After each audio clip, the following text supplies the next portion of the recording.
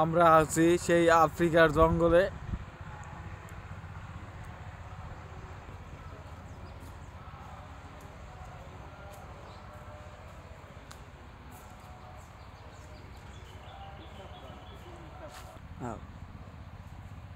এই সেই জঙ্গল, সেই জঙ্গলে আগে আদিবাসীরা থাকতো, এখন আদিবাসীদের দেখা যাচ্ছে না। এখন এই সেই ফল যেটা না খেলে আদিবাসীরা বাঁচতে পারতো না।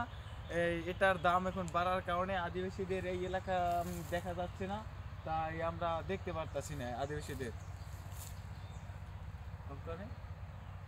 সেই ফল, যেই ফলের কারণে দাম বাড়ার কারণে আদিবাসীদের এখন আর জঙ্গলে খুঁজে পাওয়া যাচ্ছে না।